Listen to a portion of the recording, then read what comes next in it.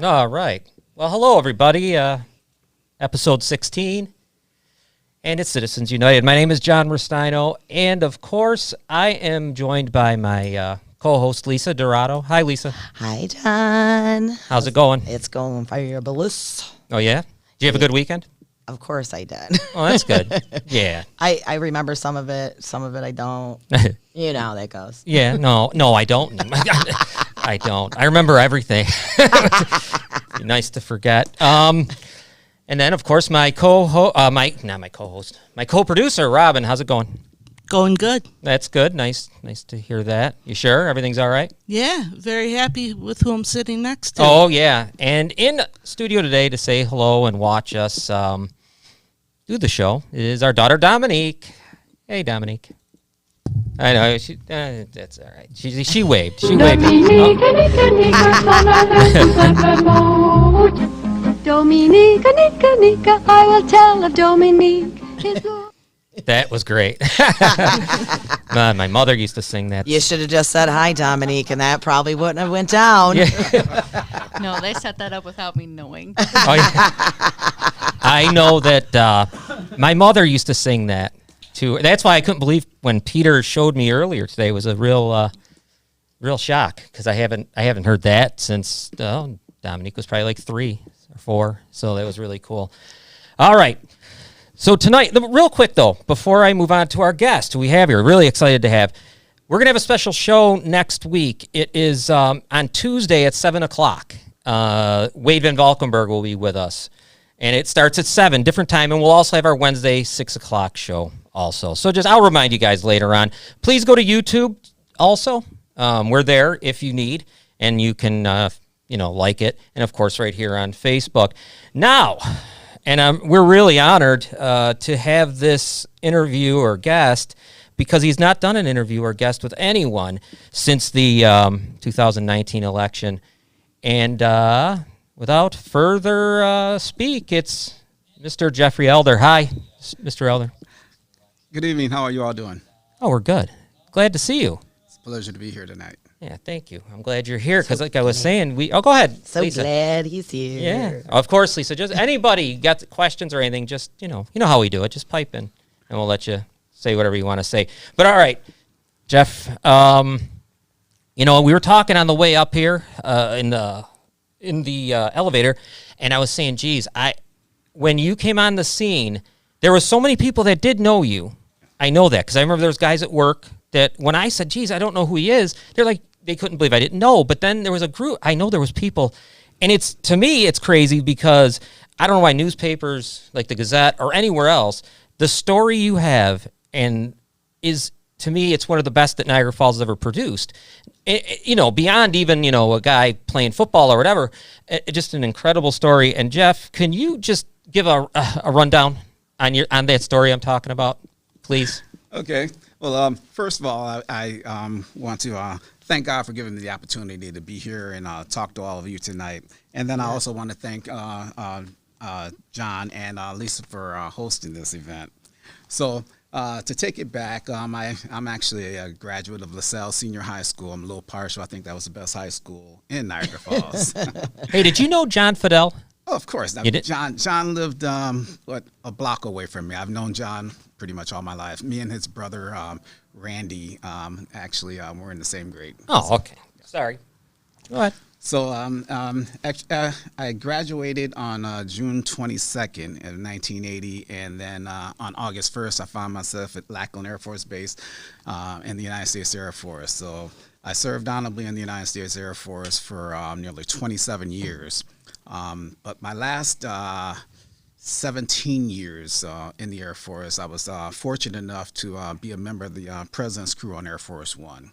I served with Presidents Bush 41, President Clinton 42, and then 43 Bush again. So I got to travel the world, every continent except for Antarctica. I will go there one day. I plan to. But it was such a wonderful experience that, and I've gained so much experience from that it's just so wonderful. And then after I actually retired from the Air Force, my first job was at the Pentagon. I was a planner at the Pentagon for the headquarters department of the Army.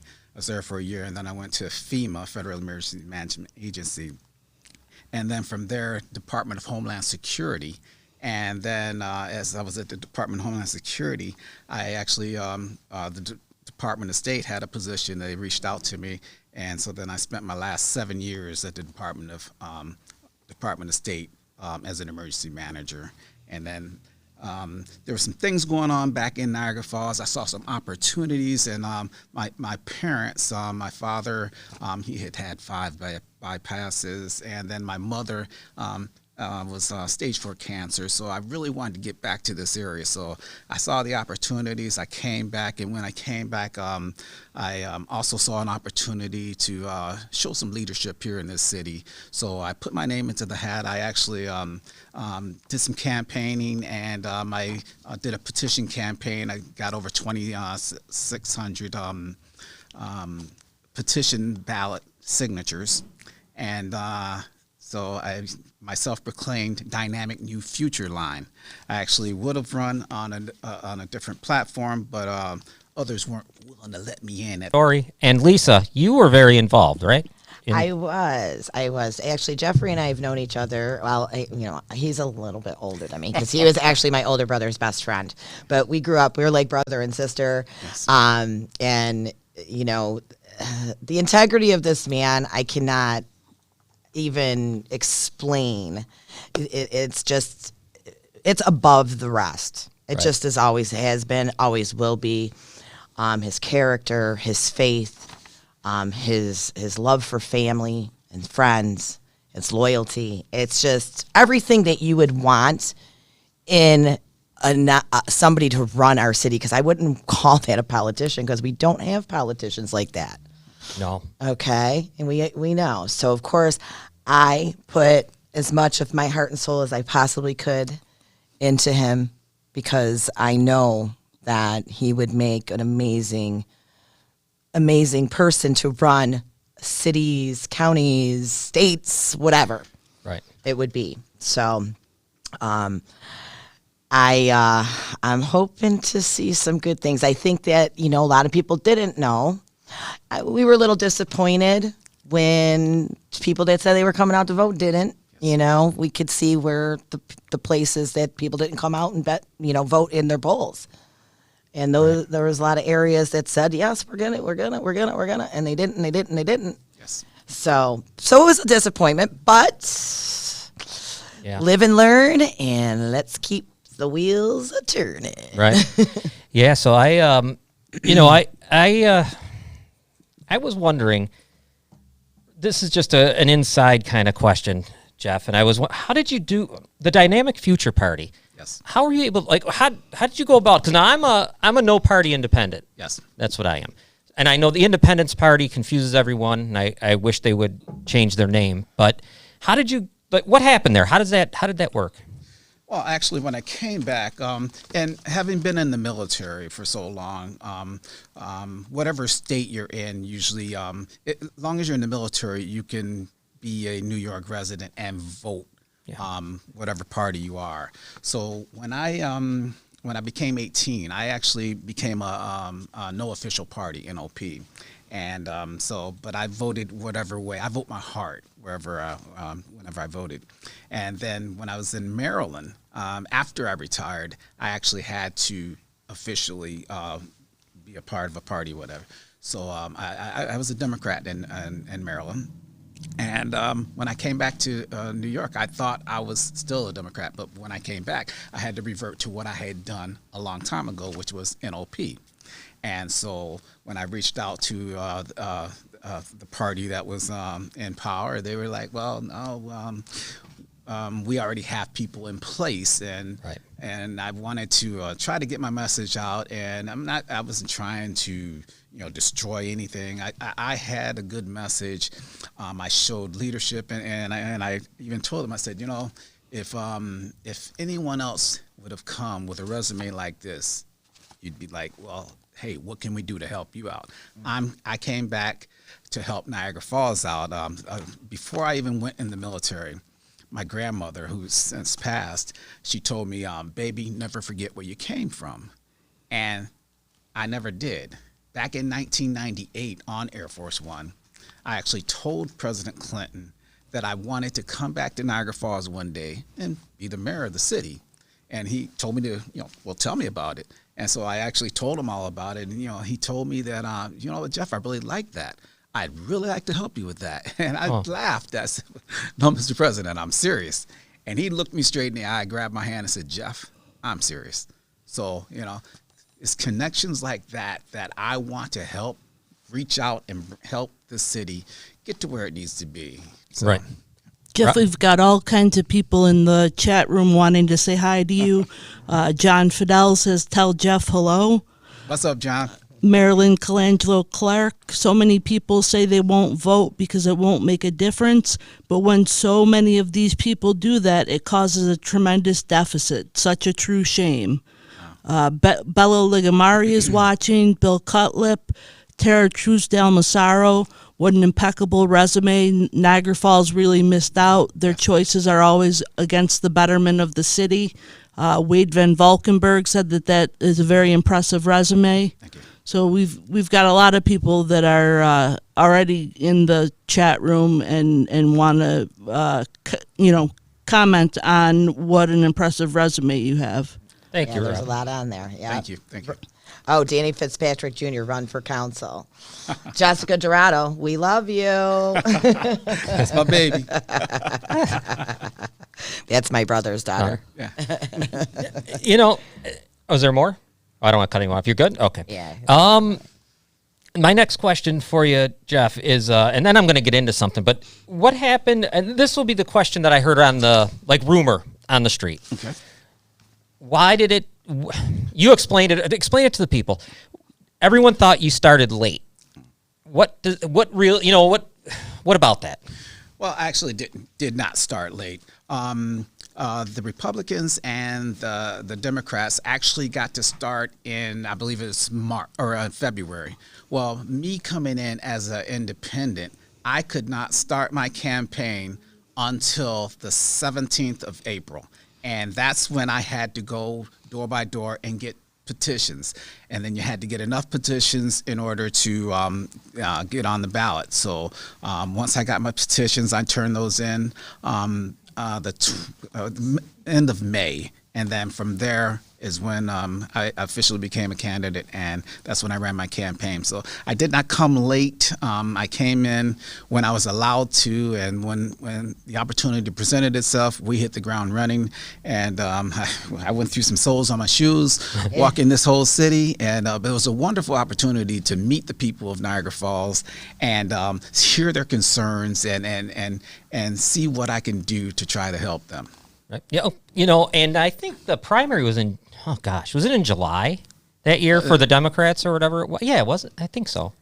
July 19th or July 2019, I think was their. Yeah, they did something a little different. It was a summer primary. It was a summer primary. It was it was different. Than the usual. Yeah, just for everyone to remember, the number here is 804-1229. If you call, give me a second. I'll say it to you, Citizens United. You're on the air, and just when you hear that, then you're ready to talk. And don't forget, there is a delay.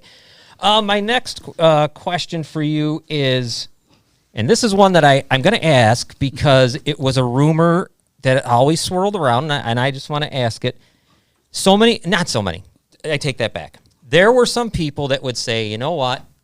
He came in here for one reason, and that was to help a certain candidate.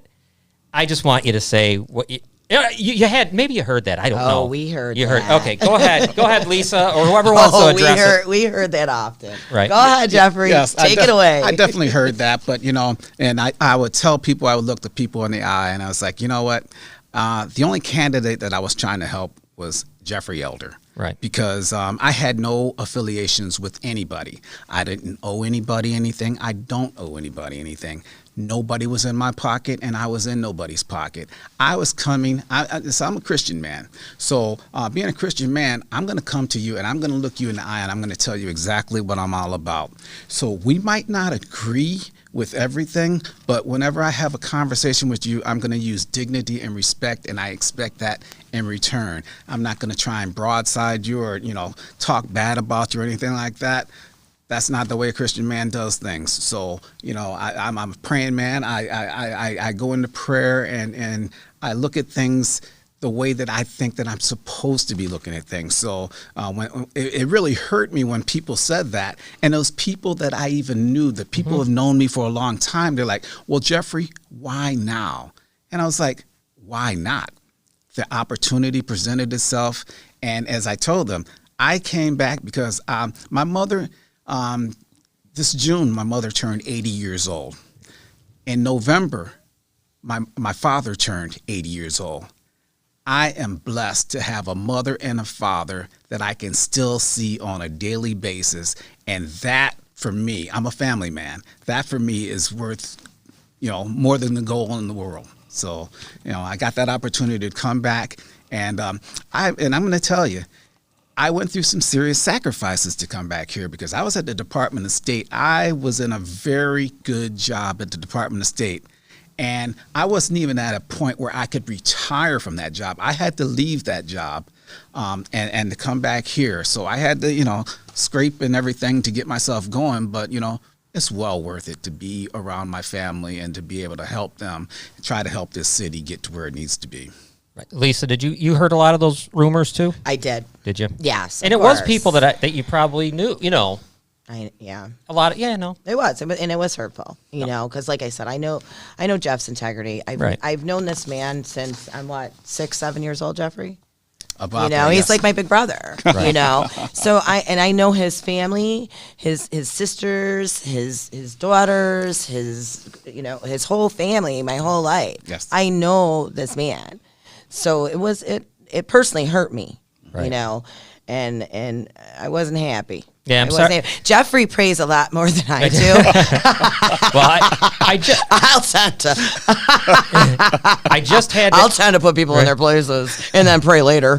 I'm Catholic. I go to confession. I just had to say that I'm sorry. I had to bring it. I only had to bring it up because I heard it too, and yes. I had no clue what was going on at all. I mean, I don't know, and I'm glad I know. I knew because no one's going to do that. No one's going to do that. I mean, they're not. If they're going to do that, then they're looking to get something, and no one got anything. You get what I mean? Nothing's happening. Yes. So I want to read what Wade. I hope I pronounce Wade's last name properly. It's Van Valkenburg. Yes, That's right. Yeah. Okay. When a Democrat helps a Republican, or when a Republican helps a Democrat, the main parties say that as progress.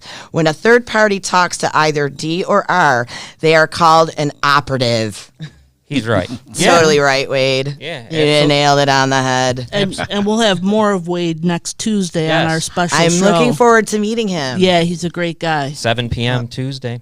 I'll be here. And I just want to say hi. Our other daughter, Mistina, is watching the show now as well. All right, great. Hi, Mistina.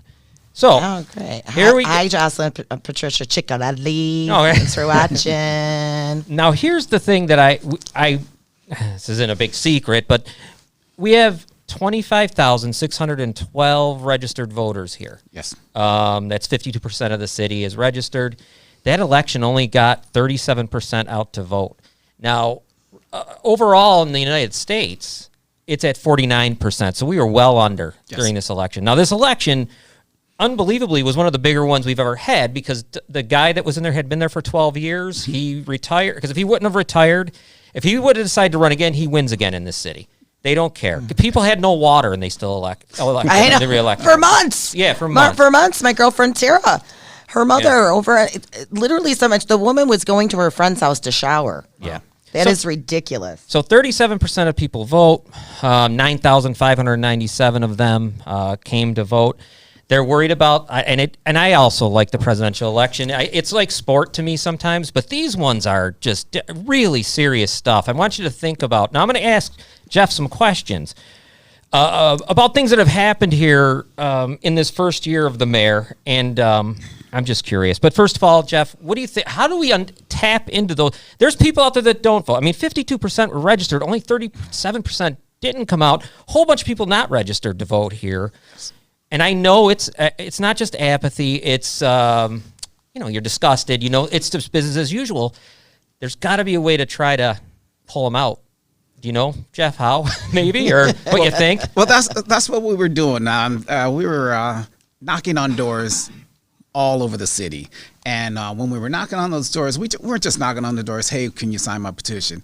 I was actually talking to each person that I met. And when I engaged with them, I was letting them know who I was, what I was all about. I'm running on an independent platform, but I'm in the middle because I'm all about what do you need? How can I help you out? What does the city need?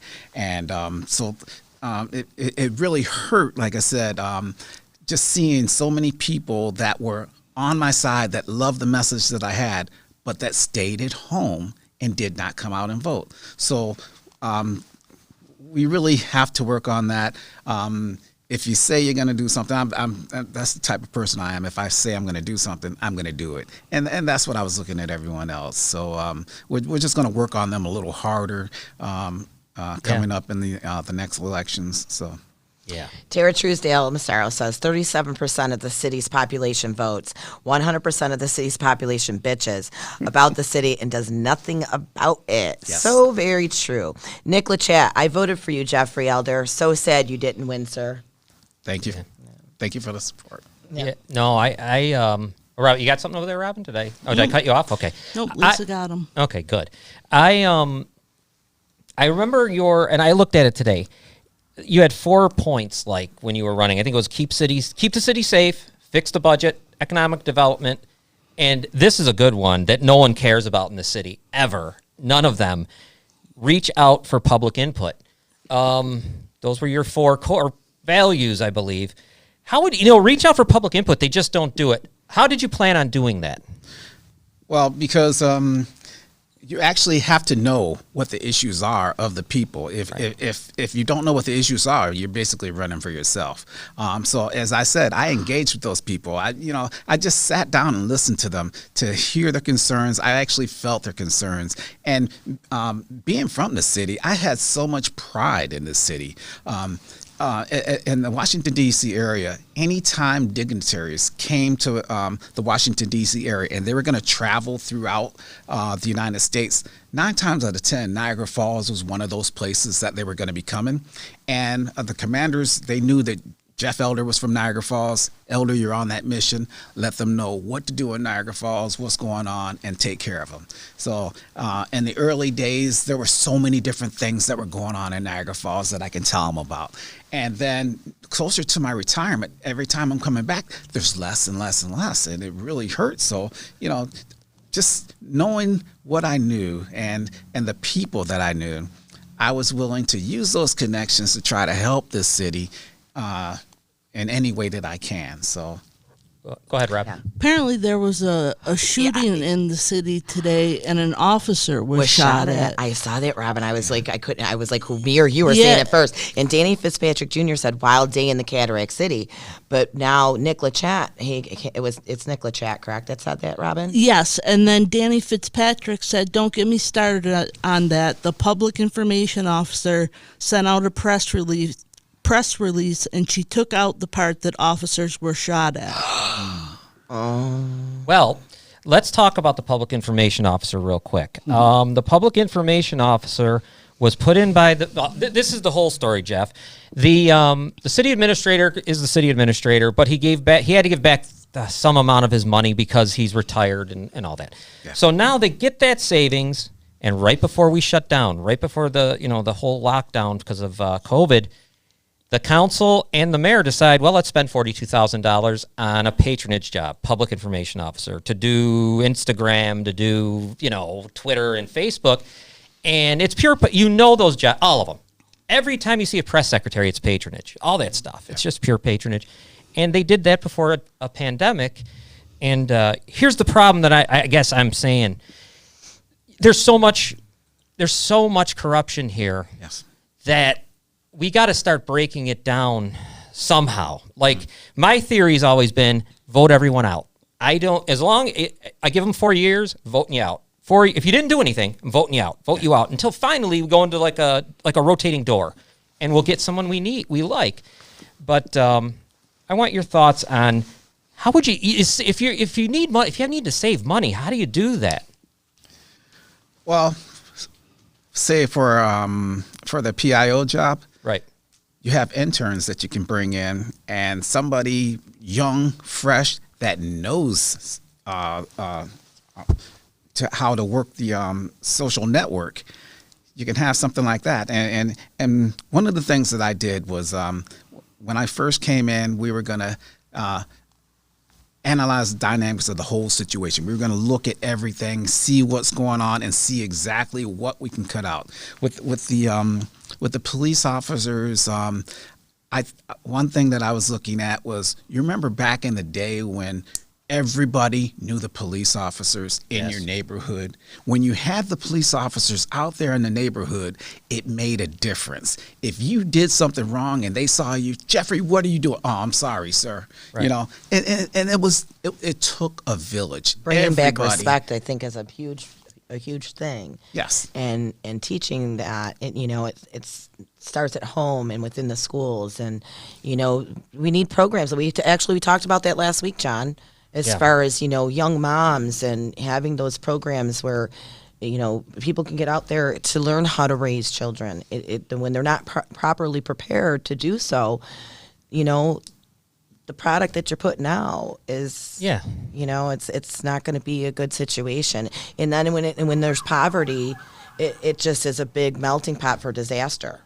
Yeah. Wow. And for kids, when they see the police, to want to run towards them Yes, instead of away when from we were them. Kids, that's what we did. It Yeah, was like, oh my you- God, there's the fireman, there's the policeman. you Right? want them Yeah, to put you the want 'em to siren brace. on for you, or Yeah. they'd give you a sticker. Remember they used to open up the fire hydrants? Yes. The firefighters, that Yes, was great. and now it's the opposite of that. It's Kids totally see the the police opposite. and they're running the other way. They're scared to death, and Mhm. it's like, what happened here? Where did the shift take place that all of a sudden the police are evil? I just don't get the connection. Well, I know.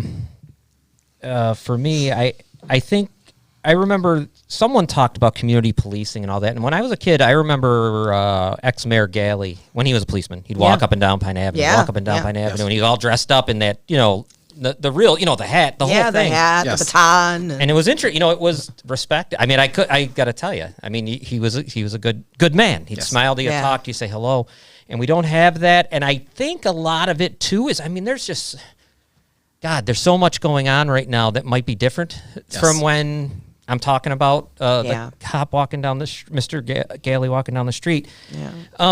Now here in Niagara Falls, and I heard this is interesting. They got a grant, a 3-year grant from the Department of Justice to hire 8 police officers. Now, after 3 years, the money now on the 4th year, Niagara Falls has to pay them. Did Sean Levick say last week that Maybe the 5th year? Up, on the 5th year they'll have to start paying them. So they have enough money to pay him for 4 years. The new 8 police officers. So now my opinion is you can't do it. You can't hire them. How can you do? Because we're not going to be able to pay them in 5 years. We know we're not. I mean, we don't get any money from the Senate because we don't get anything. We're not going to be able to do it. Maybe where they're crossing their fingers that something miraculously is going to happen and we won't need them. Yeah. Jeff. Well, I see that as a problem also. You said we don't get any money from the Senecas. Well, first of all, you need somebody that can negotiate. And we need to go back in and renegotiate have some diplomatic talks with them. We all live here together, so we have to coexist. And why not help each other instead of being foes? So Yeah. No, I mean, because the governor I remember during this whole pandemic thing, and one thing he said that I liked, and this is probably all he said that I liked, is everything's on the table. Everything's wide open. And he was talking to the cities. Yes. He was talking to the communities saying everything's on the table. And to me that means, well, why don't we let's go. I mean, I want to. How about raising our our bed tax, the tourist tax, all that stuff, and nothing. We had nothing because unfortunately, we get people that are just so tied into the parties that they wouldn't dare say anything to to the governor. Robin, you got something over there? Yeah, Nicola Chat and Danny Fitzpatrick, thanks for the information that you keep putting through. It seems like more information on that shooting. There was a call to the City Market McDonald's of a stolen car, and the police officer pulled over a car, and there was a shot at the police officer, but they weren't hit. So fortunately, the police officer wasn't injured in any way, but the car then pulled away, and it doesn't seem as though they were able to apprehend the person that did it. Right. But they were looking for a stolen car, and that was the beginning of the shooting. Paula Friona says, "Who is the public safety officer?" Who? Public safety. I don't. Who is the public safety Information officer? I'm not sure what that is. PIO. The public I think information. maybe that's what she means. The public. I think that's what she means. But her last name is Cavallari. I can't remember her first name. Last name's Cavallari, and $42,000 a year with the benefits. It's a great one. Yeah, I'd love to do Facebook for that. We Right. do it for free. I could lay in bed all day long doing that. Getting some bonbons. So Jeff, I want you to, and I'm sure you know this, but I'm just going to say it in case some of the audience doesn't. Our highest homicide rate here was in 1985. There was 8 homicides. Currently, we're sitting, unfortunately, at 14, breaking the record of 8 per capita. We are tied with Birmingham, Alabama, for the 6th, pretty much deadliest city in the United States. There's been not much. I mean, we had one press conference, but there hasn't been much. Jeff, how do you go about these situations? Because here's what you said that I thought was great. You need to know the community before you can fix the community. Yes. My mind, all of City Hall, right now, all of them, including the mayor and the council, are not connected to the city. Way out of touch, way out of sight, way out of mind. Your thoughts on the 14 and if there's any way of doing something? Well, just to go back one thing, you were talking about grants, first of all. There are, being a part of the federal government for so long, there are so many grants that are available that people don't even know about. So one of the things that I was going to do is bring in a professional grant writer so that we can get those grants and help those people in Niagara Falls, whether if it's homeowners or whether if it's small business owners or whatever it is. There are many grants that are available for that. And then for, what was your second question? It was about the homicide, because we're at 14. We're tied with Birmingham, Alabama. There was 8 in 1985. That was our highest, and unfortunately, we've smashed it.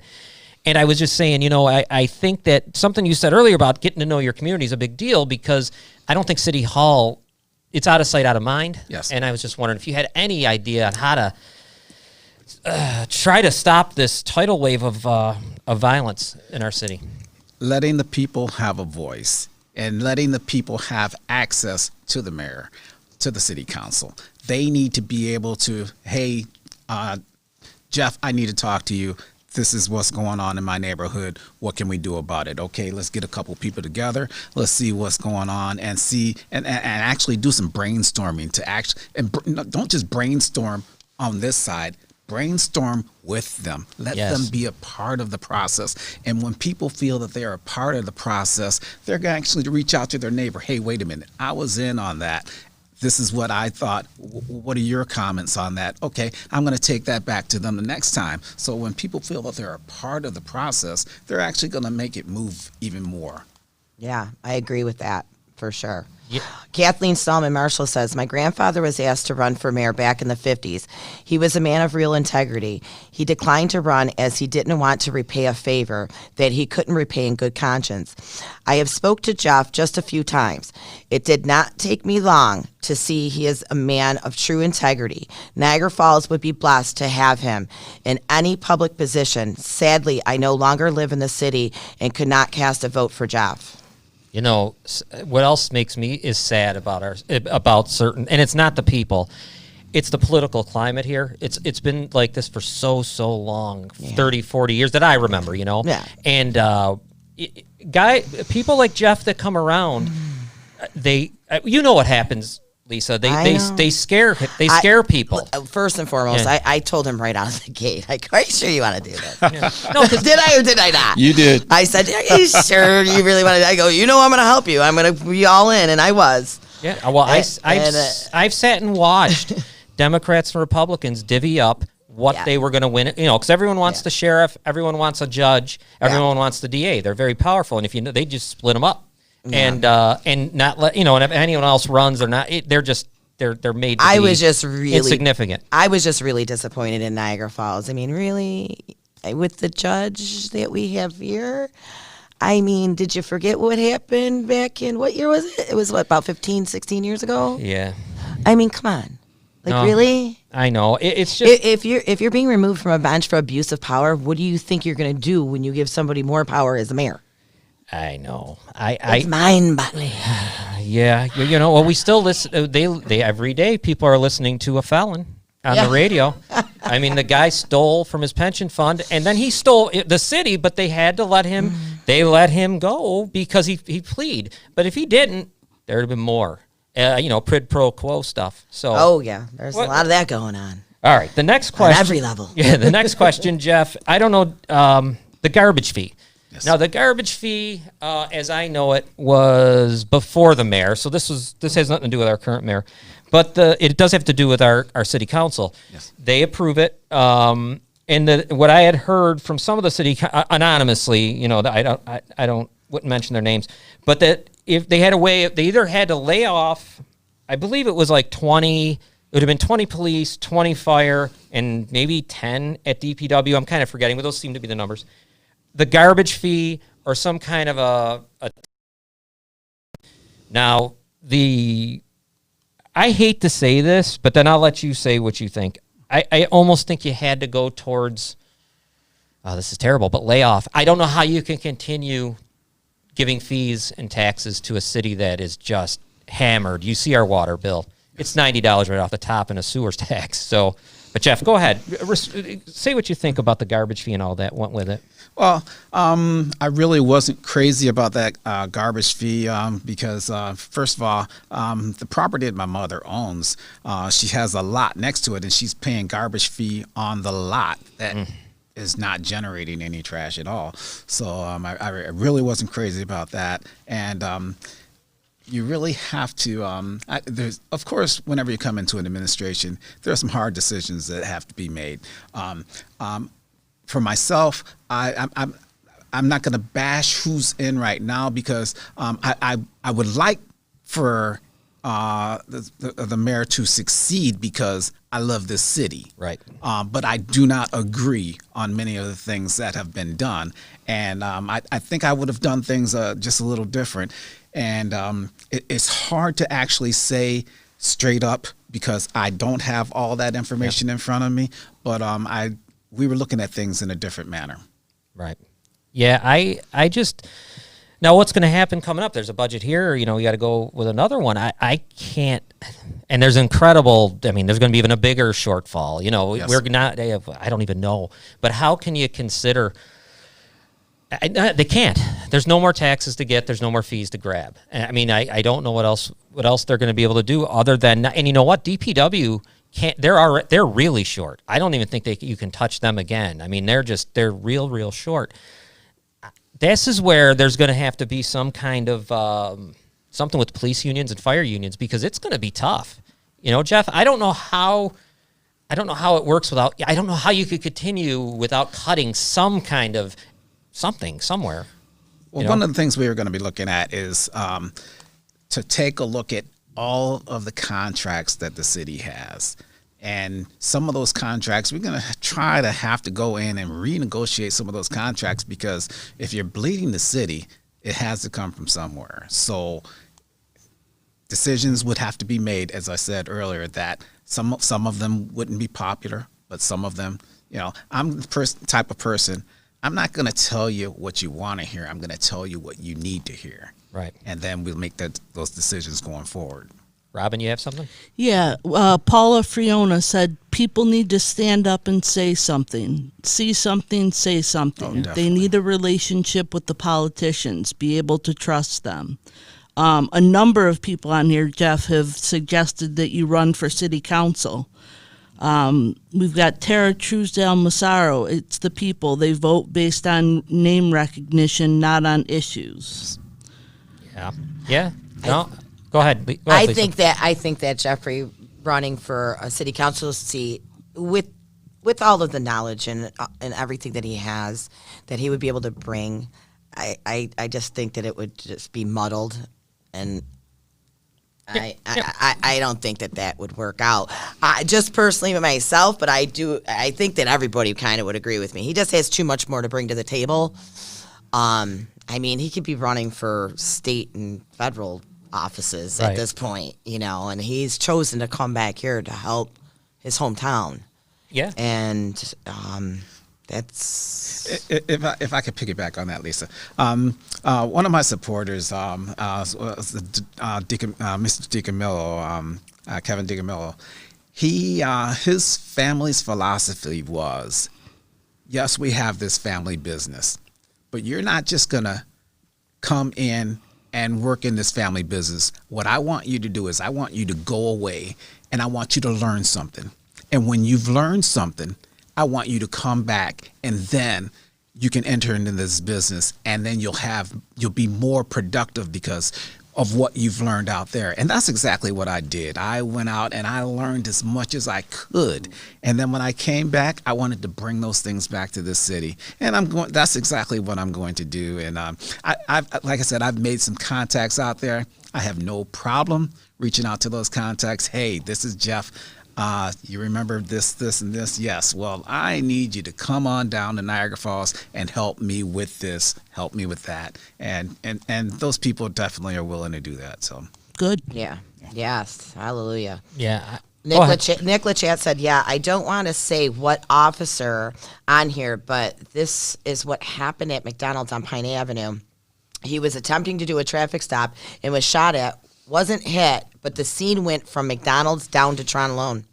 Oh, wow. That's Yeah, right near us. Yeah, that's Where we're sitting right now. Where we're sitting right now. Yeah. Yeah, we're in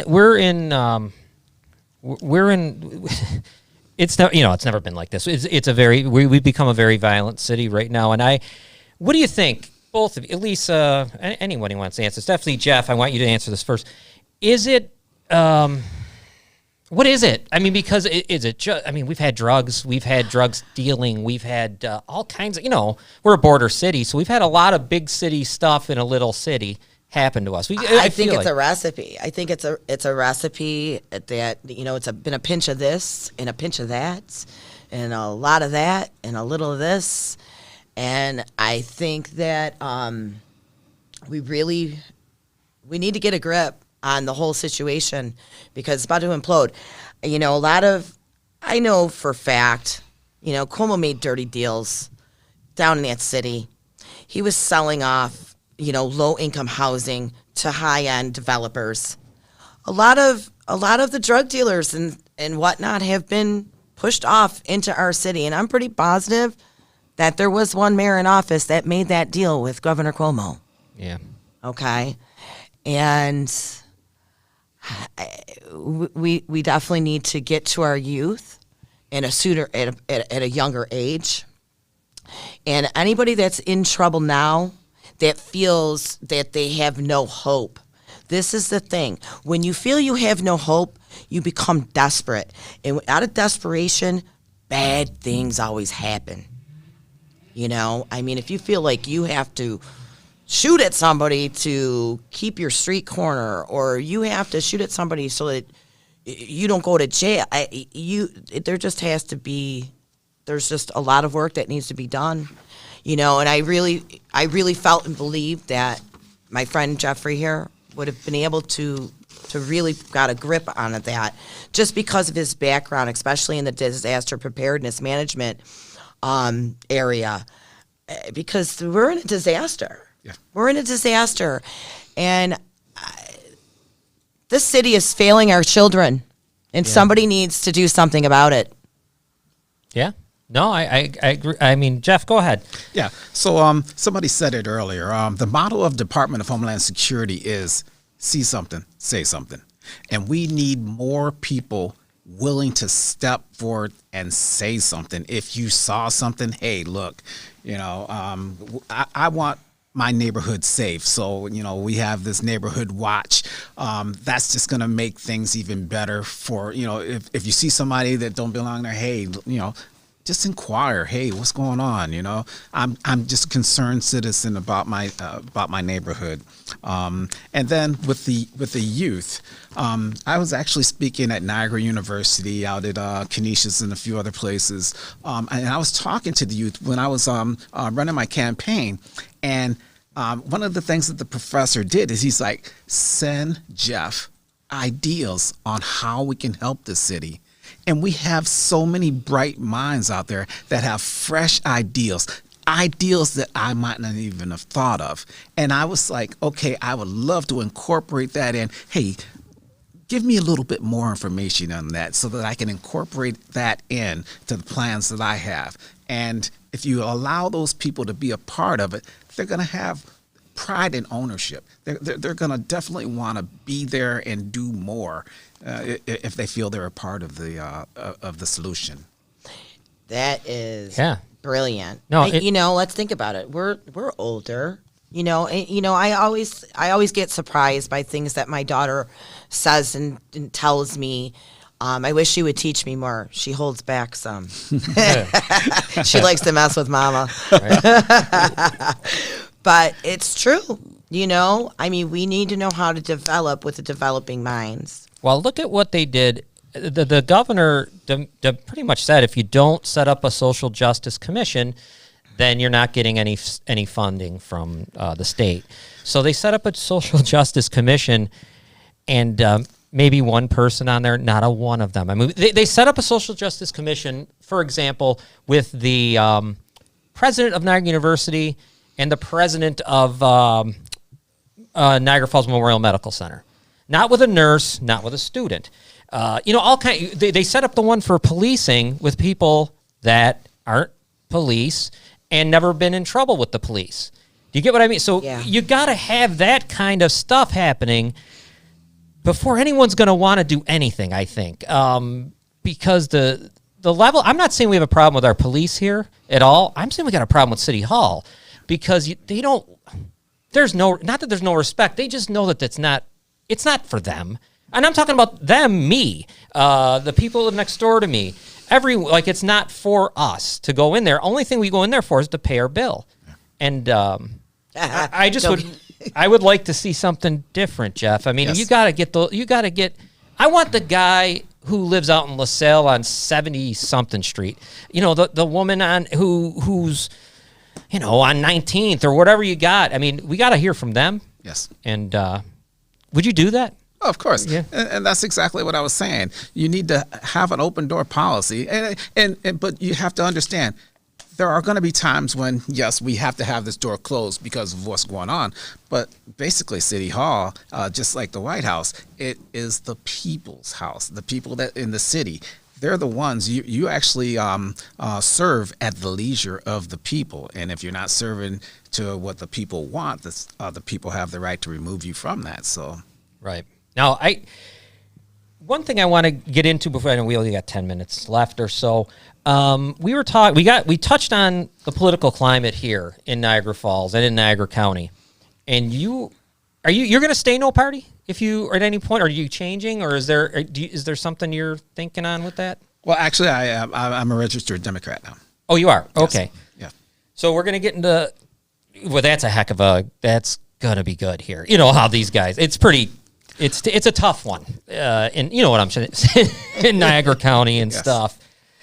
Oh boy, yeah. But when I say I'm a registered Democrat, I am always. I'm first of all, I'm true to myself, and I come with the Air Force core values of competence, integrity, and pride, excellence in all we do. So whenever I say that I'm going to do something, the integrity in me won't allow me not to do that. Right. So I'm going to vote my conscience with the people.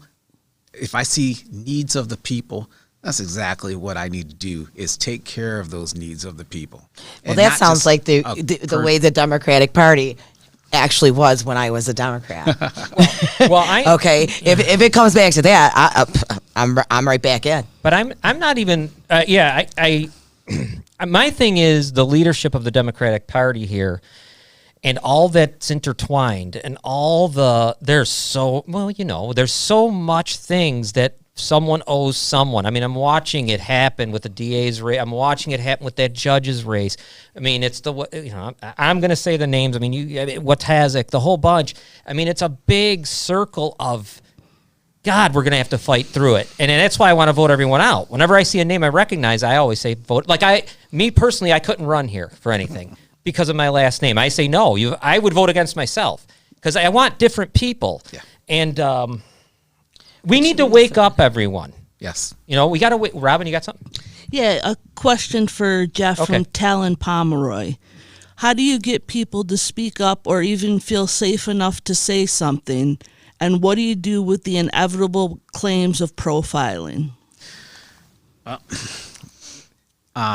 Many people say that there is not profiling, but we all know that there is profiling going on. I myself have even been profiled, but good thing is, I was at the Department of State. I actually had my creds on me when I was pulled over, and I was like, "Hey, look, I'm not a threat." Okay, no problem. But it was just because of who I was and what have you. So, but the people have to feel comfortable speaking out, and if they feel comfortable, the sky's the limit to what can actually happen here. Just give them a voice and let their voices be heard. Yeah. No, I mean, it's anything else, Robin, on there? Yeah, Hugh Carroll says, by showing neighborhood support, we must stand up for each other first. Yes. Yeah. Kevin Hutchinson says, it's an open door. Walk in, pay your bill, and go back out the other door. Yeah, right. Yeah, I know.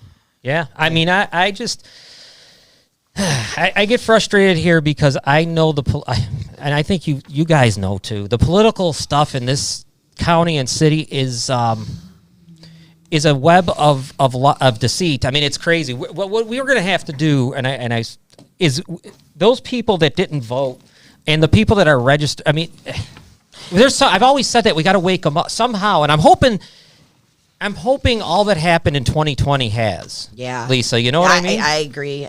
People have been locked up in the house and watching, and kind of paying more attention to what's happening. And they do need to realize your vote does matter. Every single one of those votes matter. Please, everybody, get out and vote. Whoever you're voting for, but get out and vote. And especially, your local stuff is so important. So important. I mean, I don't care about God, Washington, D.C., fine. But this stuff here is what gives us a garbage tax. I mean, the president now didn't give me the garbage tax. Yeah, you know what I mean? So he's not responsible for that. And any Right. other president, they're not Right. responsible for that. You know what else, too? Think about the governors. Let's make sure we vote in that race, too. Yeah. That's not something – because our vote here in New York for the president, I mean, okay, we can do what we want, but it's going Democrat, so so that's why it's a real big deal locally.